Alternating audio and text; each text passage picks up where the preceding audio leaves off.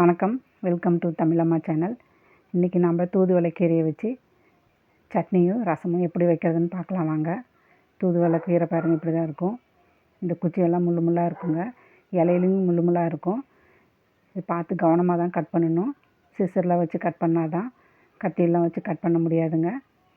இது இலையும் குச்சியும் தனித்தனியாக கட் பண்ணி நான் எடுத்து வச்சுருக்கேன். பாருங்கள், இந்த குச்சியில் ரசம் வைக்கலாம். இந்த இலையில் சட்னி அரைக்கலாங்க. அதை எப்படி செய்யுதுன்னு பார்க்கலாம் வாங்க. இலையெல்லாம் முள்ளு முள்ளாக இருக்குங்க. பார்த்து கவனமாக தான் இதை செய்யணும். சளிக்கு ரொம்ப நல்லதுங்க இது. இப்போ கடாயில் எண்ணெய் ஊற்றி கடலைப்பருப்பு, உளுத்தம்பருப்பு, வரமிளகாய், சின்ன வெங்காயம், பூண்டு எல்லாம் போட்டு நல்லா வதக்கி எடுத்துக்கோங்க. அடுத்து தனியா போட்டுக்கோங்க. அடுத்தது இந்த தூதுவளை கீரையை போட்டுக்கோங்க. போட்டு இதையும் நல்லா வதக்கி எடுத்துக்கோங்க. இதுக்கு தேவையான அளவு உப்பு, புளி கொஞ்சம், தேங்காய் எல்லாம் போட்டு நல்லா வதக்கணும். சின்னதாக 2 தக்காளி கட் பண்ணி போட்டுருக்கோங்க. இதையும் நல்லா வதக்கியாச்சு. இப்போ ஆறின பிறகு எடுத்து மிக்ஸி ஜாரில் போட்டு அரைச்சிக்கலாம். அடுத்தது ஒரு மிக்ஸி ஜாரில் இந்த குச்சியெல்லாம் எடுத்து போட்டுக்கோங்க. 1/2 டம்ளர் தண்ணி ஊற்றி இந்த மிக்ஸியில் நல்லா போட்டு அரைச்சி எடுத்துக்கோங்க. இந்த அளவுக்கு அரைச்சி எடுத்துக்கோங்க. இப்போ வடிகட்டி வச்சு நல்லா வடித்து எடுத்துக்கோங்க. நல்லா இது கையில் நல்லா புழிஞ்சு எடுத்துக்கோங்க. இதுக்கு மேலே முள் குத்தாதுங்க.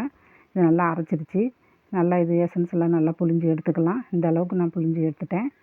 பாருங்கள், இதை வச்சு ஒரு ரசம் வைக்கலாங்க. இப்போ மிக்ஸி ஜாரில் புளி, மிளகு, சீரகம், தனியா, வரமிளகாய், பூண்டு இதெல்லாம் போட்டு தண்ணி விட்டு நல்லா கொரகொரப்பாக அரைச்சி எடுத்துக்கோங்க. அரைச்ச விழுதை இந்த ரசம் தண்ணியில் போட்டுக்கோங்க. போட்டு நல்லா ஒரு கலக்கிக்கோங்க. மிக்ஸி ஜாரில் இந்த தண்ணியை எடுத்து அரைச்சி ஊற்றி அதையும் ஊற்றிக்கலாங்க. அதையும் வேஸ்ட்டு பண்ண தேவையில்லை.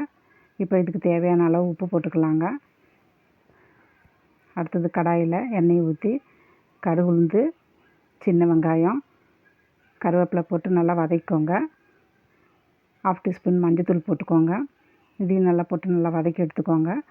அடுத்தது இந்த ரசத்தை எடுத்து அதில் ஊற்றிக்கோங்க. ஒரு 10 நிமிஷம் கொதிக்க விடுங்க. இப்போ பெருங்காயத்தூள் மேலே போட்டுக்கலாம். ஒரு 10 நிமிஷம் கழித்து பாருங்கள், கொதிச்சிருச்சு.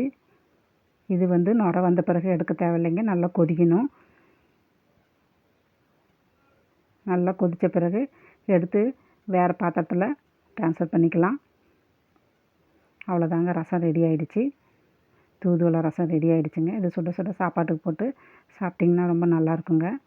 சளி, இரும்பல் எல்லாத்துக்கும் இது நல்லா கேட்குங்க.